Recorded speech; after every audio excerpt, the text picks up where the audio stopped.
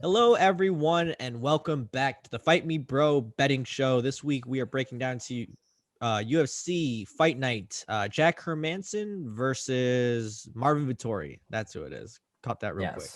Yes. Actually, Last minute replacement. isn't this like a double replacement too? Uh dude, I don't know. I think I this is can't. the second opponent that fell through for Hermansson, and this would be like the third guy. Jack Hermansson's kind of getting fucked on this one, I think, because he was supposed to fight Jacare, and then now he's fighting Marvin Vettori in a fight that, like, if he wins, no one gives a fuck, but if he loses, Yeah. then everyone's gonna call him a fraud. Yeah. So really tough spot. So kudos to him for taking the fight.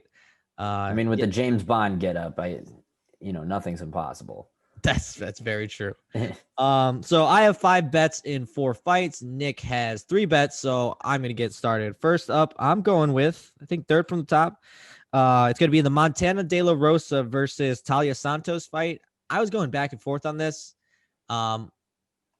because I'm kind of been out on Montana De La Rosa. I think for a while there, I convinced myself that she could be a real title contender. Now I kind of figured that she's not really all that good at fighting. That being said, she's also not all that bad. And I think Talia Santos is the type of fighter that just does good against bad people and is like, I'm going to be a fucking alpha and be way more physical than you. And I think Montana De La Rosa is good enough that she could like throw that off and actually make it a competitive fight. So at plus or minus 200, that's too high for Talia Santos. I'm going Montana De La Rosa plus 170. Kind of hate the pick, but I kind of love the pick. I thought about that one. I had to take that one off my card because that I agree, but that's kind of the fight that Montana De La Rosa just ends up losing, where it's like, oh, like I'm not strong enough. That's And then it just I'm and then not it's as like good of an athlete. and then she just gets to this point where she just gets confused. Like, how do I beat them if they're stronger than me? Like, she seems very puzzled by like the athlete puzzle. Yeah, like how do I solve this puzzle, which is a hard puzzle to get over. Just ask fucking Yoel Romero. People can't. Oh, it is, but I'm saying in the sense of like some people you can see them like I know how and I can't.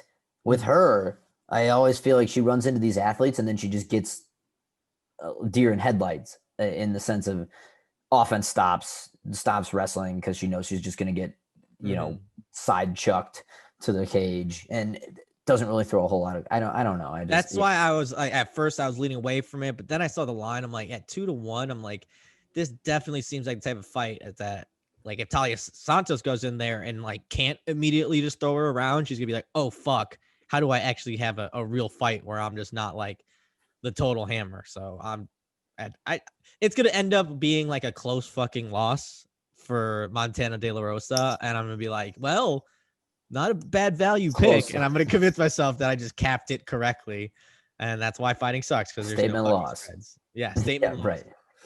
Okay, no, first pick for me. Also, we'll be taking a dog. I feel like we just talked about this fight, and maybe it was this fight, maybe it was a different fight. Did Luis Smolka and Jose Quinones get canceled and yes, then rescheduled? Did. I had to do a double pick as well. I'm just like, wait, are these two fighting like immediately after? Because with coronavirus, it's got me completely thrown off of when these guys have fought last. Yeah, exactly. And I missed it. On the last go around, I'm not missing it this time. Luis Smolka's bad at fighting.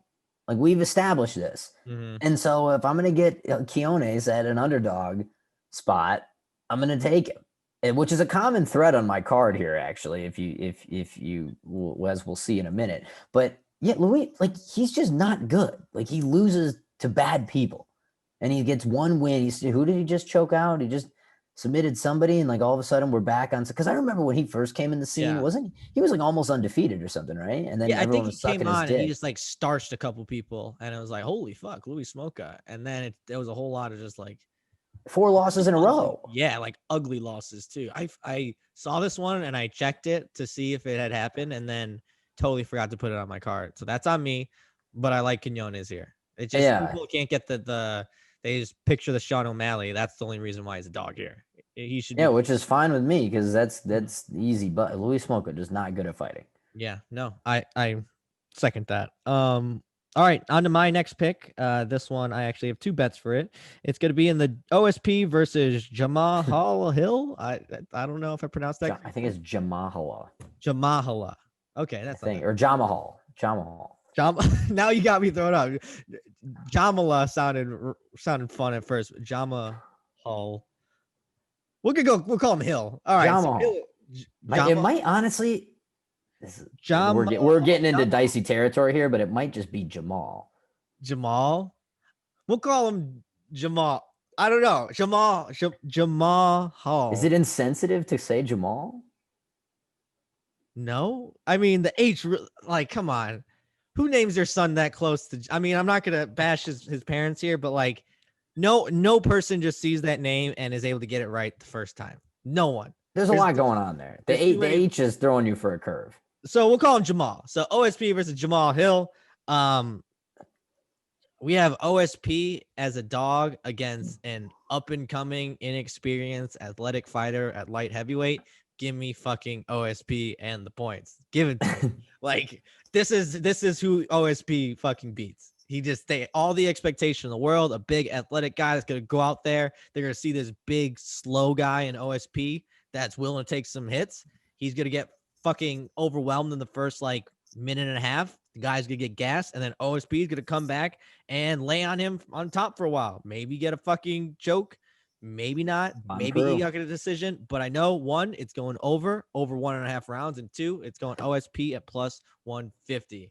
I love how much I hate this pick because it's like OSP. It makes no fucking sense. He hasn't looked any better at fighting in his last 10 fights, but somehow his record's.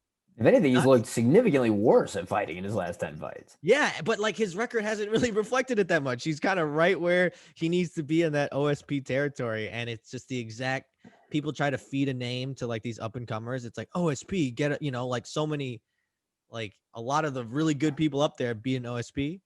But he's just going to end up fucking losing a really ugly decision. And we're going to lose all faith in this prospect being like actually good. Yeah, I looked at this too. I just didn't know who Jamal Hill was. Yeah, I had no idea, so I couldn't really. Does not have that many fights. I think OSP has more losses than this guy has fights even. So, okay. Depending on how you want to spin that, I'm gonna spin it as like that's experience. Yeah, that's experience. You need battle hardened experience. Mm-hmm. I don't know why I just said I wouldn't bet on a guy because I don't know who he is. Because ironically, my next pick, Jake Collier, I have no fucking idea who he is. Mm-hmm. But he's plus 170 against John Vianti, and anytime you're getting almost 2-1 odds on somebody to beat a heavyweight John Vianti in a fight, the instant, like it could be this high school janitor, instant run me the money. John Vianti is so bad. He's another guy.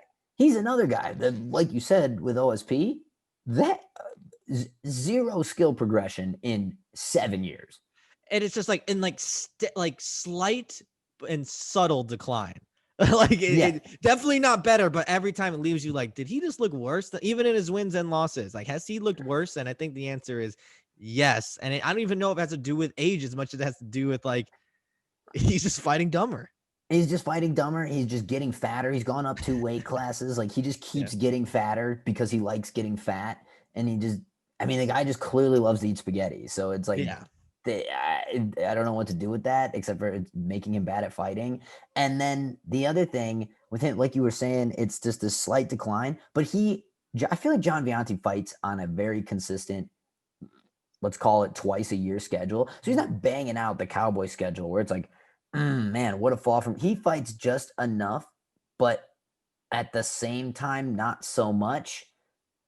Like you really don't notice it, but it's like you're like gaslighting him basically. Where John Vianti is gaslighting us as MMA fans. Where if you looked at John Vianti maybe 12 fights ago and then just looked at his most recent fight, you'd be like, holy fucking hell, these are 2 totally different fights. When did that happen? But John Vianti's last fight to his fight 2 fights ago, it's almost indiscernible, but you just know it's bad.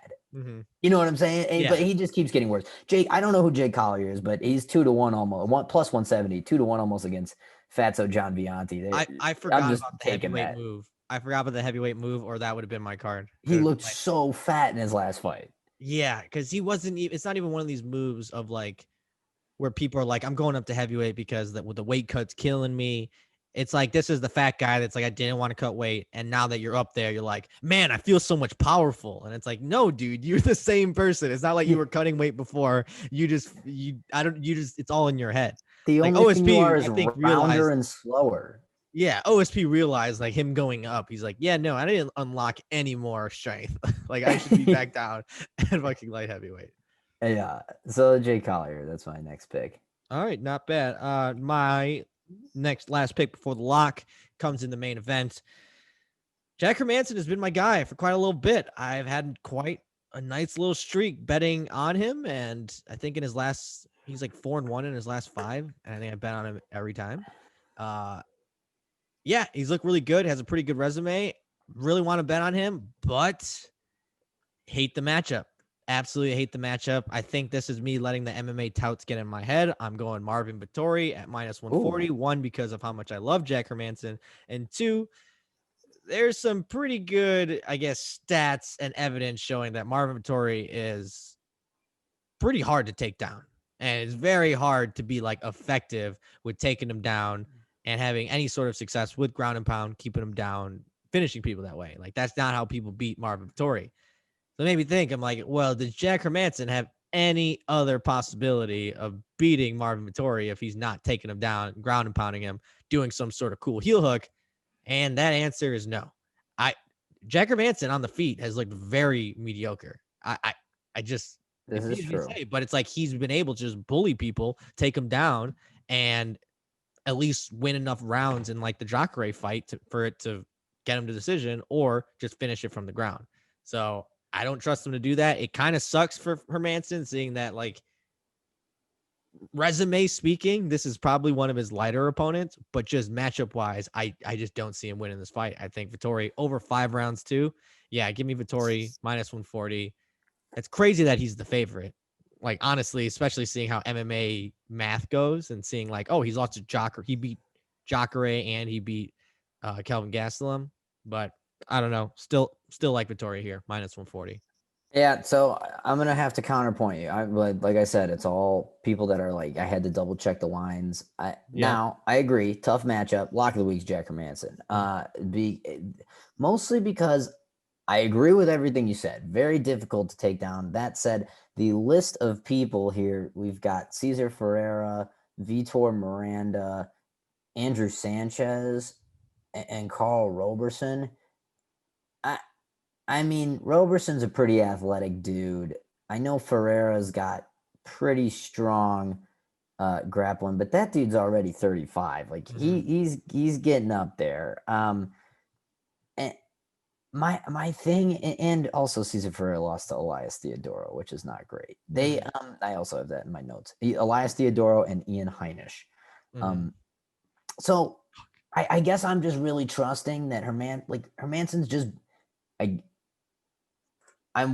this is a tough fight, and I had to just put it as my lock because I was like, wow, I can't believe that Jack Hermansson, and also I just didn't like anything else as a lock, really. Honestly, It seems like a tough one to find a lock. Seems like a rat line too, where it's like, dude, Jack Hermansson at plus money, and you see like at the least make it resume who he's even. bought. Like he's beaten a lot better people than That's kind of what I'm doing. I'm just losses to.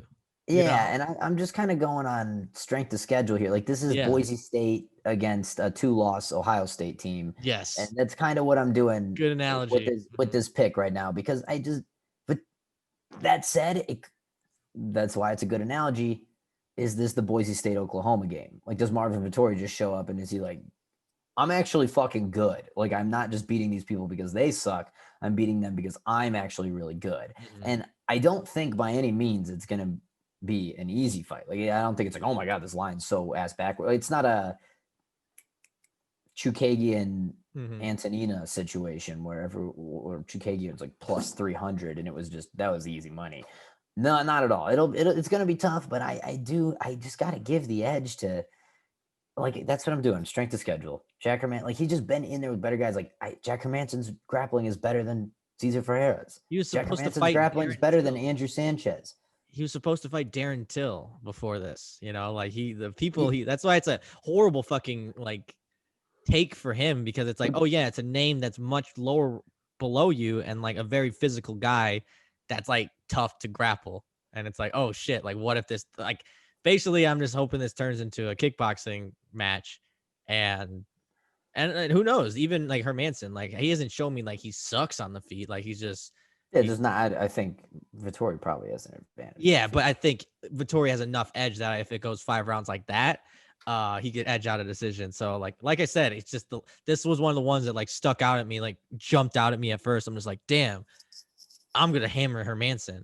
And then I did a little digger deeping, and I think I'm gonna be pissed if Hermansson goes out there and just beats the fucking brakes off Vettori, because I'm gonna be like, this is me not trusting my gut and just like listening and reading too many blogs and people being like, oh yeah, the route to victory is there. I should be the smart MMA guy. So we'll see how this one turns out. But my lock of the week, and I'm surprised it's not your lock of the week. How the fuck did you not go John Viante over 1.5 rounds at -170? Like Yeah, that was a big miss on Gnome Run. I guess I got too laser. The heavyweight part would have probably thrown me off. So I took that thinking he was a light heavyweight, and I'm still light heavyweight John Viante decision machine. Yeah, that's a good lock. I think I got too lost in the sauce on the fact that John Viante was favored over someone by that much too. Anyone that's like that much favored.